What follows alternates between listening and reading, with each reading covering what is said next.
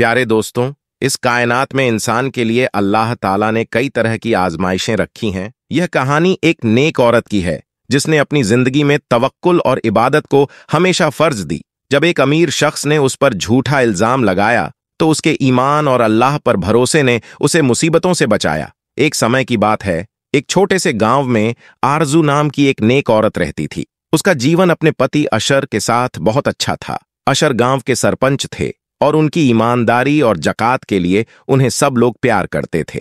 आरजू एक आम घर में रहती थी, लेकिन उसका दिल बहुत बड़ा था। वह हमेशा दूसरों की मदद करने में यकीन करती थी। आरजू का दिन सुबह की नमाज के साथ शुरू होता था। वह फज्र की नमाज अदा करती, अल्लाह से दुआ करती और फिर अपने घर के कामों में लग जाती। उसकी सख्त मेहनत और ईमान की वजह से गांव के लोग उसकी बहुत इज्जत करते थे।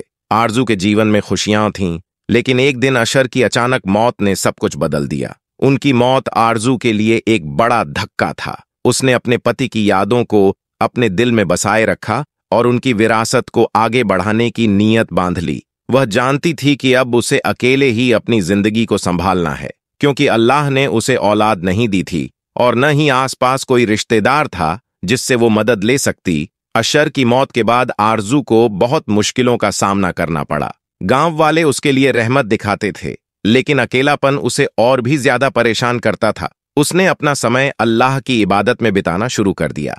वह रोज सुबह उठती, नमाज अदा करती और अल्लाह से अपने पति की रूह की शांति की दुआ करती। आरजू ने अपने पति की यादों को संजोए रखा। वह उनके साथ बिताए हुए खूबसूरत पलों को याद करती और यही उसे जीने की ताकत देता। लेकिन फिर भी गांव में उसे कुछ लोग ताने मारने लगे। उन्हें लगता था कि आरजू अकेली है और शायद वह किसी और रिश्ते की तलाश में है। आरजू ने इस बात को नजरअंदाज करने की कोशिश की। उसने अपने जीवन में सब अच्छा बनाए रखने की पूरी कोशिश की। उसे अपने पति की बात याद थी, आरजू, हमेशा सच्चाई और नेकियों के रास्ते पर चलो, अल्लाह हमेशा तुम्हारे साथ होगा। आरजू की जिंदगी में कुछ बदलाव आया जब एक अमीर आदमी जिसका नाम आदिल था गांव में आया। आदिल एक अमीर और चालाक इंसान था। उसने आरजू की खूबसूरती और उसकी नेकियत को देखा और उससे बात करने के तरीके ढूंढने लगा। वह उसे अपने धन और ताकत के जोर पर अपनी जिंदगी में लाना चाहता था। आदिल ने पहले तो आरजू से दोस्ती करने की कोशिश की, लेकिन वह उसे नजरअंदाज करती रही। आरजू का ध्यान सिर्फ अपने पति की यादों और अल्लाह की इबादत पर था। उसने कभी नहीं सोचा था कि वह किसी और से रिश्ते में बंधेगी, लेकिन आदिल ने हार नहीं मानी। उसने गांव के कुछ लोगों को आरजू के खिलाफ भड़काना शुरू किया। वह उनके सामने यह बात फैलाने लगा कि आरजू शायद अपने पति के बाद अकेली हो गई है और अब वह किसी और का इंतजार कर रही है। यह सुनकर कुछ लोग आरजू को ताने देने लगे और वह परेशान होने लगी। एक दिन वो रास्ते से कहीं जा रही थी। आरजू ने रास्ते में एक चोटिल कुत्ते को देखा। उसका शायद कोई एक्सीडेंट हुआ था। वह कुत्ता बहुत ही कमजोर और दुखी था। उसका दिल पसीज गया और उसने उस कुत्ते को अपने घर ले जाने का फैसला किया। उसने उसे खाना दिया, पानी पिलाया और उसकी चोटों का इलाज किया। आरजू ने उस कुत्ते का नाम टफी रखा। टफी धीरे धीरे ठीक हो गया और आरजू का सबसे अच्छा दोस्त बन गया। टफी हमेशा उसके साथ रहता, उसकी हर बात सुनता। आरजू को टफी के साथ रहकर अपना गम भूल जाता। उसे अकेलापन महसूस न होता। उसे लगता था कि यह कुत्ता उसके साथ है, जो उसकी बातें सुनता है और उसे समझता है। आरजू और टफी के बीच एक गहरा रिश्ता बन गया। वह दिन भर टफी के साथ खेलती और उसे अपनी खुशियों और दुखों के बारे में बताती। टफी हमेशा उसके साथ रहता, लेकिन वो कभी भी उस कमरे में नहीं गया जहां आरजू नमाज पढ़ती थी। आरजू ने टफी को सिखाया था कि वह उस पवित्र जगह पर नहीं जाए। कुछ दिन बाद आदिल ने आरजू के घर से एक कुत्ते की आवाज सुन ली। क्योंकि आरजू ने कभी भी कुत्ते को घर से बाहर न निकलने दिया था, तो किसी को नहीं पता था कि उसके साथ कोई कुत्ता रहता है। आरजू की खुशी कुछ समय तक ही रही। आदिल ने आरजू के खिलाफ अपने आरोपों को और भी बढ़ा दिया। उसने गांव के कुछ लोगों को बहकाया कि आरजू कुत्ते के साथ बुरी हरकतें कर रही है, यानी कि बदकारी करती है। यह सुनकर गांव वाले हैरान रह गए। पहले तो कोई यकीन नहीं कर रहा था, लेकिन धीरे धीरे अफवाहें फैलने लगीं। गांव के लोग आरजू को ताने देने लगे। लोग उसके घर के बाहर इकट्ठा होकर उस पर आरोप लगाने लगे। आरजू ने खुद को शांत रखा, लेकिन उसका दिल टूट गया। उसने अल्लाह से मदद की दुआ की। हे अल्लाह, मुझे इस मुश्किल समय से निकालो। मुझे अपनी सच्चाई साबित करने का मौका दे। गांव में एक जाने माने आलिम और अल्लाह वाले थे जिन्हें सब लोग मानते थे। वो वहीं रहते थे। गांव के लोगों ने उनके पास आरजू की शिकायत की और कहा कि उसे सजा दी जानी चाहिए। अल्लाह वाले ने आरजू को बुलवाया और उससे पूछा कि क्या सच में उसने ऐसा कुछ किया है। आरजू ने अपने आंसू पोंछते हुए कहा, मैं एक नेक औरत हूं। मैंने हमेशा दूसरों की मदद की है। मेरे ऊपर लगी तोहमत झूठी है। मैं सिर्फ अपने अल्लाह की इबादत कर रही हूं। अल्लाह वाले ने समझा कि इस मामले में गहराई से जांच करनी होगी। उन्होंने उन सभी लोगों को बुलाया जिन्होंने आरजू पर इल्जाम लगाया था। जब उन्होंने इन लोगों से पूछा कि कुत्ते का रंग क्या था, तो कोई कहता था काला, कोई लाल और कोई खाकी। यह देखकर अल्लाह वाले ने सोचा कि यह सभी लोग झूठ बोल रहे हैं। अल्लाह वाले ने टफ़ी को बुलवाया और उसे सबके सामने कर दिया। सभी कुत्ते को देखकर हैरान हो गए कि इसका रंग तो मिला जुला सा है। सब लोग चौंक गए। अब बारी थी गवाही की। अल्लाह वाले ने कहा, अब मुझे ना इस औरत की बात सुननी है और न तुम लोगों की। अब अगर यहां कोई बोलेगा तो ये कुत्ता सभी कहने लगे कि कुत्ता कैसे गवाही दे सकता है। लेकिन अल्लाह वाले ने कहा, जब कोई बेगुनाह होता है तो अल्लाह उसकी मदद करता है। उन्होंने टफ़ी से कहा, तुम्हें बोलना है कि क्या आरजू ने तुम्हारे साथ कुछ बुरा किया है। टफ़ी ने अल्लाह के हुक्म से बोला, यह औरत एक नेक इंसान है जिसने हमेशा मुझे प्यार दिया। उसने मुझे कभी नहीं छोड़ा और हर वक्त मेरी देखभाल की। यह सुनकर सब लोग चौंक गए और उन्हें शर्म आ गई। गांव में माहौल बदल गया। लोग अपनी गलती को समझने लगे। उन्होंने अपनी आंखों के सामने सच्चाई देखी। आरजू की ईमानदारी और उसकी भलाई ने सबको चौंका दिया। अल्लाह वाले ने गांव वालों को समझाया, जब तुमने इस औरत पर झूठा इल्जाम लगाया तो तुमने न सिर्फ उसकी इज्जत को मिट्टी में मिला दिया, बल्कि तुमने अल्लाह के सामने भी पाप किया। आरजू ने देखा कि लोग उसे देखकर शर्मिंदा हो रहे हैं। उन्होंने आरजू से माफी मांगी और उसकी नेकियों की सराहना की। आरजू ने सबको माफ कर दिया और कहा, मैं जानती हूं कि अल्लाह की मदद सच्चे दिल वालों के साथ होती है।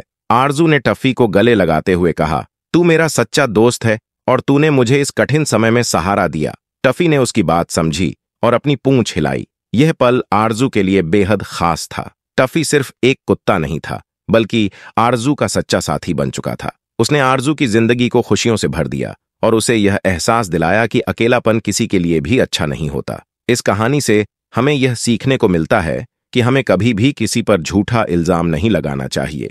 अल्लाह की रहमत हमेशा अपने नेक बंदों के साथ होती है। अगर हम सच्चे दिल से अल्लाह की इबादत करते हैं तो वह हमारी मदद जरूर करेगा। आरजू की तरह हमें भी अपनी इबादत और नेकियों पर कायम रहना चाहिए, क्योंकि अल्लाह सच्चे दिल वालों की मदद करता है। हमें अपने दिल में सच्चाई और ईमानदारी को बसाना चाहिए, क्योंकि यही हमें एक सच्चा इंसान बनाती है। हमारी नेकियां और इबादत ही हमारी पहचान बनाती हैं और अल्लाह की रहमत हमेशा हमारे साथ होती है। हमें अपने विश्वास को बनाए रखना चाहिए और अपने अल्लाह से कभी भी दूर नहीं होना चाहिए। अल्लाह हमेशा हमारे साथ है, हमें बस उसका ध्यान रखना है। आरजू की नेकियों ने न केवल उसे बचाया, बल्कि गांव के लोगों को भी सच्चाई का पाठ पढ़ाया। अल्लाह की रहमत से सब कुछ ठीक हो गया और आरजू ने एक बार फिर से अपनी जिंदगी को संजोया। गांव में आरजू की इज्जत और भी बढ़ गई। लोग उसे देखकर सीखने लगे कि सच्चाई और नेकियों का रास्ता हमेशा सही होता है।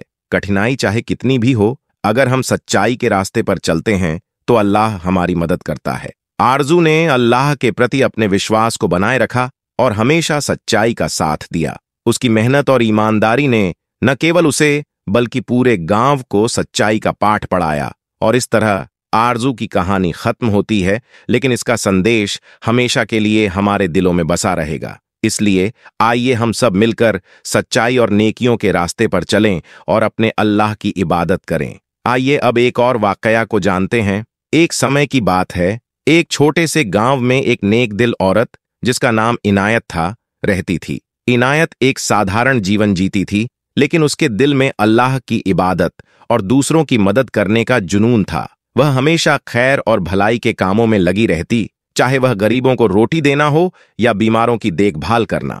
उसकी जिंदगी में तहजीब और इंसानियत की भावना कूट कूट कर भरी हुई थी। एक दिन गांव में एक भयंकर सूखा पड़ गया। लोग पानी और भोजन की कमी से परेशान हो गए। इनायत ने देखा कि उसके पड़ोसियों को बेहद मुश्किलों का सामना करना पड़ रहा है। उन्होंने ठान लिया कि वह मदद करेंगी। इनायत ने अपने पास जितनी भी चीजें थीं, उन्हें इकट्ठा किया और गांव के लोगों के बीच बांटने निकलीं। हालांकि सूखे की मुसीबत इतनी गंभीर थी कि इनायत की मदद से कुछ समय के लिए ही लोगों की भूख मिट सकी।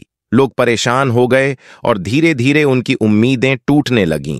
लेकिन इनायत ने कभी हार नहीं मानी। उन्होंने अल्लाह से दुआ की, या अल्लाह, मुझे ताकत दो ताकि मैं अपने लोगों की मदद कर सकूं। उनका ईमान और उम्मीद कभी कम नहीं हुई। कुछ दिनों बाद इनायत एक दिन जंगल में जा रही थी। तभी उन्हें एक बड़ा झरना दिखाई दिया। यह एक कभी भी न देखा गया नजारा था, जहां पानी की धारा बह रही थी। इनायत ने अल्लाह का शुक्र अदा किया और तुरंत गांव वापस लौटकर लोगों को इस झरने के बारे में बताया। उसकी खुशी का ठिकाना न रहा। जब गांव के लोग उस झरने तक पहुंचे तो उनकी आंखों में आंसू थे। अल्लाह ने उनकी मदद की थी। सभी ने मिलकर पानी इकट्ठा किया और उस झरने की मदद से, या कहें अल्लाह की रहमत से, सूखे की मुश्किल खत्म हुई। अब लोग वहां से पानी लाकर इस्तेमाल करने लगे। इनायत की मेहनत और ईमानदारी ने सभी को एक साथ कर दिया। गांव के लोग एक दूसरे की मदद करने लगे और एक बार फिर जीवन आम होने लगा। लोगों ने इनायत को अपना नायक माना और उसकी इबादत की तारीफ की। इखलास और मदद की भावना ने गांव में एक नई रौनक ला दी। गांव में अब हर कोई एक दूसरे के लिए खड़ा होने लगा। उन्होंने इनायत की मिसाल को अपने दिलों में बसा लिया और अल्लाह की राह पर चलने का वादा किया। इस कहानी से हमें यह सीख मिलती है कि अल्लाह की मदद हमेशा अपने नेक बंदों के साथ होती है।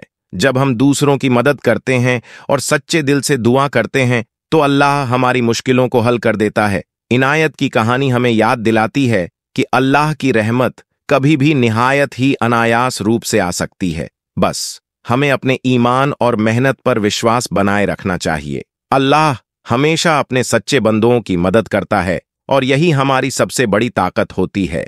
इस तरह इनायत ने न केवल अपने गांव को मुश्किल से निकाला, बल्कि उसने यह भी साबित किया कि अल्लाह की मदद उन लोगों के साथ होती है जो अपने दिल में सच्चाई, दया और नेक इरादे रखते हैं। इस्लाम में सब्र को बहुत अहम खसलत माना गया है। कुरान में कहा गया है, या ए उन लोगन जो ईमान लाए हो, सब्र और सलाह से मदद मांगो। हकीकत में अल्लाह सब्र करने वालों के साथ है। हजरत मोहम्मद सल्लल्लाहु अलैहि वसल्लम ने भी कहा है, सब्र ईमान का आधा हिस्सा है, जो इस बात को जाहिर करता है कि सब्र का इस्लाम में कितनी अहमियत है। सिर्फ केवल मुश्किलात का सामना करना नहीं है, बल्कि खुशियों में भी सब्र बनाए रखना है। सब्र का मतलब सिर्फ बुरे समय में सब्र रखना नहीं है, बल्कि यह एक मुस्बत रवैया अपनाना भी है। जब कोई मुसलमान सब्र करता है तो वह अल्लाह की मदद और रहमत का गवाह बनता है। यह एक ऐसी स्थिति है जहां वह अपनी मुश्किलों को खुद पर हावी नहीं होने देता,